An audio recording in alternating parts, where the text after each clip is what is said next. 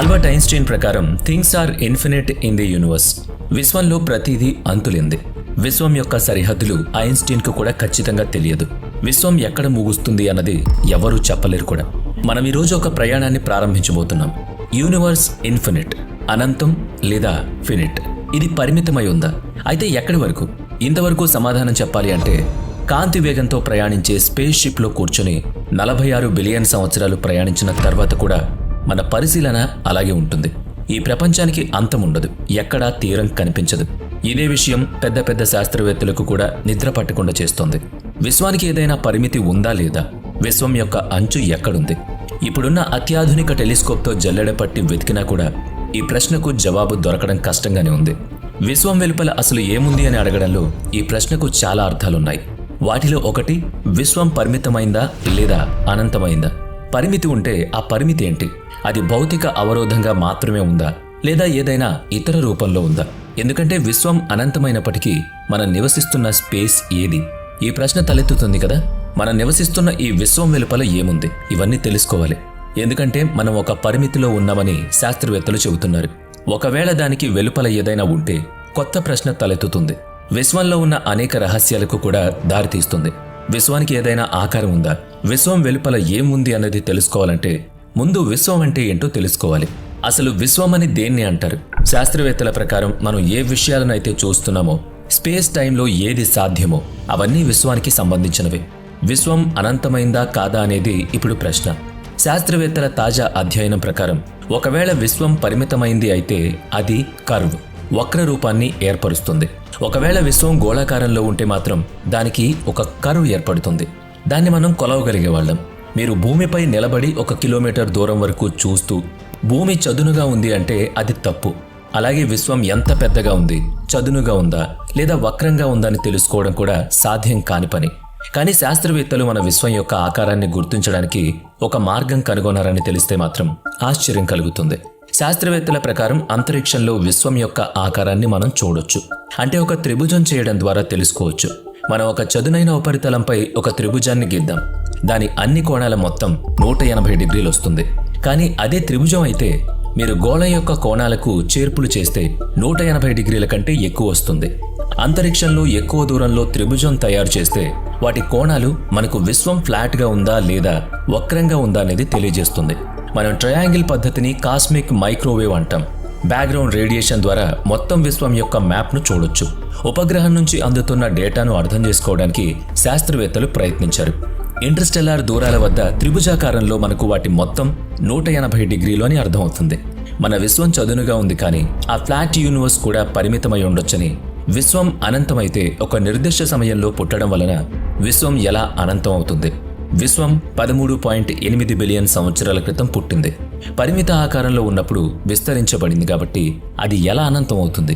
కానీ 13,000 కాంతి సంవత్సరాలు విస్తరించింది. శాస్త్రవేత్తల ప్రకారం విశ్వం మొత్తం ఏకత్వంతో నిండుంది. ఆపై స్పేస్ టైం కూడా అందులో చేర్చబడింది. అంటే ఆ సమయంలో స్పేస్ కూడా ఒక పాయింట్లో ఉందన్నమాట. శాస్త్రవేత్తల ప్రకారం విశ్వం వెలుపల ఏముంది అని ఆలోచించడం కూడా తప్పు. విశ్వం స్పేస్ టైంలో ఉంది. మనం విశ్వాన్ని అనంతంగా పరిగణిస్తే ఇది కేవలం 46 బిలియన్ కాంతి సంవత్సరాల దూరంలో ఎందుకుంది? విశ్వం ఎందుకు కనిపించదు? మనం చూడలేని దానికంటే మించింది ఏంటి? నిజానికి మనమంతా అంతరిక్షంలోనే ఉన్నాం. మనం దూరం నుంచి మాత్రమే కాంతిని చూడగలం. అంటే 46 బిలియన్ల కాంతి భూమిని చేరుకోగలగడం దాదాపు అసాధ్యం. అందుకే మనం విశ్వాన్ని చూడలేకపోతున్నాం. అంటే మనం చేరుకున్న విశ్వం యొక్క అంచును మనం చూడగలిగే దానికంటే మించిందేదో ఉంది. దాని కాంతి మాత్రమే మనకు చేరడం లేదు. అసలు అక్కడ ఏముంది అనేది తెలుసుకోవాలంటే ముందు మనం విశ్వం హోమోజీనియస్, సజాతీయంగా ఉంటుంది అని అర్థం చేసుకోవాలి. అంటే అన్ని చోట్ల నుంచి ఒకేలా కనిపిస్తుంది. ఒకవేళ విశ్వం యొక్క అంచులకు వెలుపల ఏదైనా ఉంటే అక్కడ ఎందుకు పరిశీలనకు సమూహాలు లేవు? కానీ ఇక్కడ ప్రశ్న, మొత్తం విశ్వం మాత్రమే ఉంటే, ప్రస్తుత పరిశీలనలు మాత్రమే ఉన్నాయా? లేదా మరేదైనా ఉంటే, విశ్వం వెలుపల ఖాళీ స్థలం మాత్రమే ఉంటే ఆ ఖాళీ స్థలం అనంతం. ఎందుకంటే మనం విశ్వం ఒక స్పాంజ్ లాంటిది. స్పాంజ్లో చాలా శూన్యత ఉన్నట్టే విశ్వంలో కూడా చాలా శూన్యాలు ఉన్నాయి. వాటిలో కొన్ని శూన్యాలు 1 బిలియన్ కాంతి సంవత్సరాల వరకు విస్తరించున్నాయి. మనం ఈ శూన్యాల లోపల ఉంటే శూన్యాన్ని మించి ఏది ఉండకూడదు. విశ్వం లోపల ఏం లేదు లేదా ఖాళీ స్థలం ఉంది. కాబట్టి ఆ ఖాళీ స్థలం కూడా మల్టీవర్స్గా ఉందా?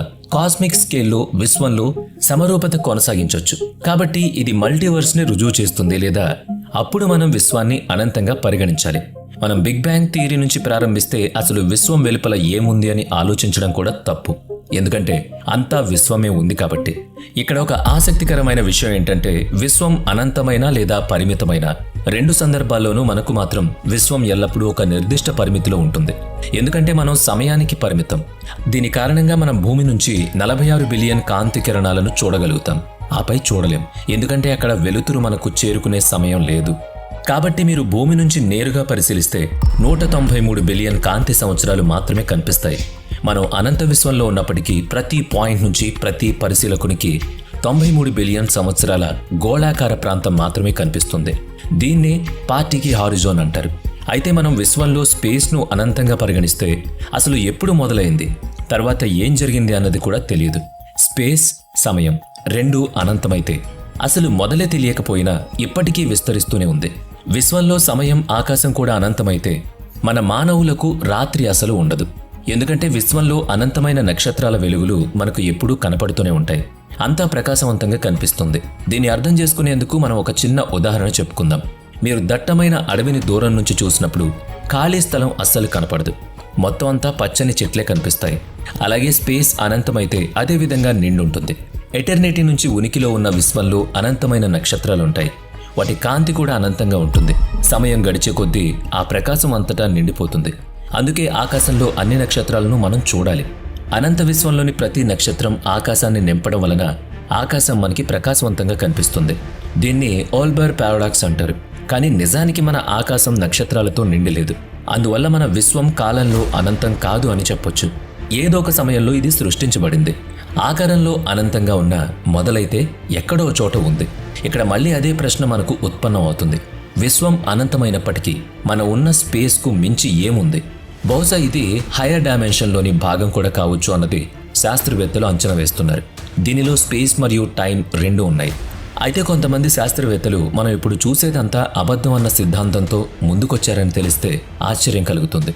మన విశ్వం కంప్యూటర్తో తయారు చేసిన స్టిమ్యులేషన్ రియాలిటీ అనడానికి 50% అవకాశం కూడా లేకపోలేదు.